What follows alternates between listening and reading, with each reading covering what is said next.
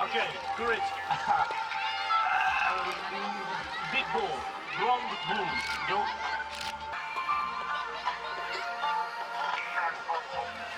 Make a heart. Je vous demande de faire un triomphe pour les cerfs-volants de Berck-sur-Mer. Tricolore qui danse encore. Eux nous viennent de Berck-sur-Mer, c'est le club de Berck, c'est l'association. Regardez, ils sont nombreux, tels des bonbons dans le ciel acidulé de Berck-sur-Mer. Ils vont réaliser un ballet.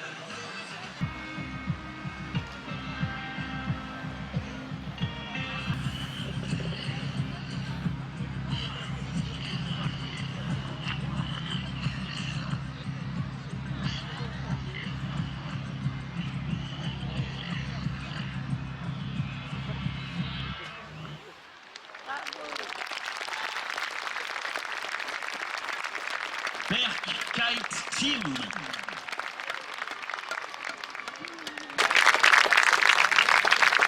Merci, merci, merci. Ils sont du nord au sud, de l'est à l'ouest. Ils ont proposé leurs cerfs-volants de toutes les couleurs, de toutes les formes, que nous avons dégusté toute la journée comme des bonbons. Ce ciel acidulé que nous a proposé chacun de ces pilotes, de ces propriétaires qui parfois passent des heures à construire ces cerfs-volants, à coudre, à assembler. Certains de ces modèles sont des modèles uniques, des réalisations exceptionnelles. Ils sont là pour la même passion, le même désir de jouer avec Éole. Et dans le public, moi je ne vois que des enfants. Des grands, des petits, des barbus, des enfants à cheveux blancs parfois. Mais c'est cette âme d'enfant que nous souhaitons conserver avec vous sur ces 36e rencontres internationales de cerfs-volants de Berck-sur-Mer, réputées dans le monde entier.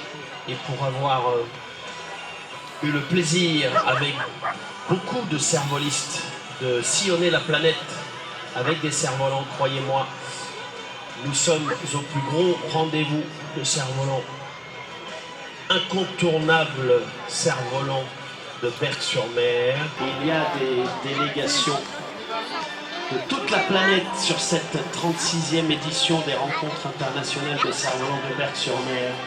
Vous le savez. Et pour l'Europe, il y a la France, la Belgique, l'Italie, l'Angleterre, l'Allemagne, l'Écosse, la Hollande, le Danemark, l'Espagne, le Portugal, la Suisse. Et il y a même la Polynésie française. Pour l'Afrique, c'est la Tunisie qui représente le continent africain. Pour l'Asie, la Chine, la Malaisie, l'Indonésie. Pour l'Amérique, c'est le Canada, la Colombie, le Brésil, le Chili. Et pour l'Océanie, c'est l'Australie.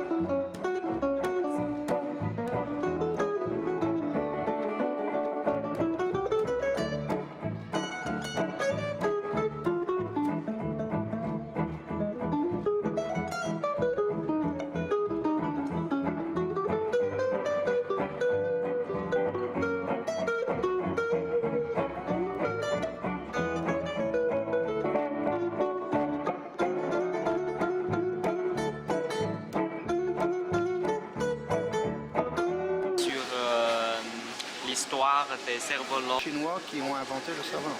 Oui, oui, ce sont des Chinois qui inventent le cerf-volant. Une histoire de 2000 ans, si je ne me trompe pas. Ici, c'est l'origine du province ou des villes natales, c'est le Weifang, ça vient de la province du Shandong.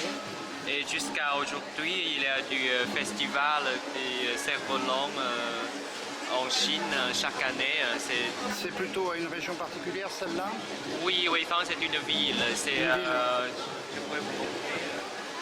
la province du Shandong. Ici, donc Weifang c'est au bord de la mer.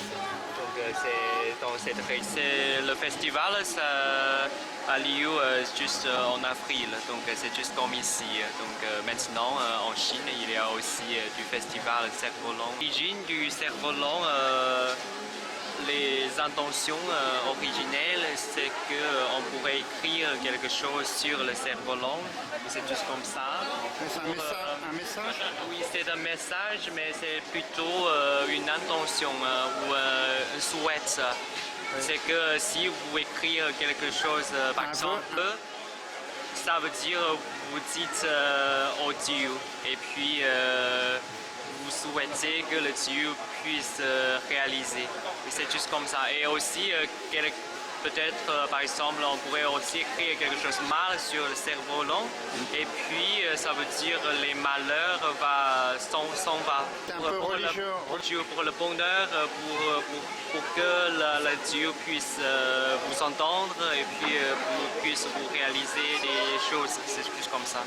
Et dans la Chine moderne maintenant, est-ce que le cerf-volant, il y a encore de l'usage du cerf-volant? Le cerf-volant d'aujourd'hui c'est plutôt un sport ou un loisir. Oui. Donc c'est pas relié aux religions. Mais si vous regardez ça, les 4 caractères, ça veut dire tout va bien. Je vous demande de faire un triomphe pour les cerfs-volants de Berck-sur-Mer.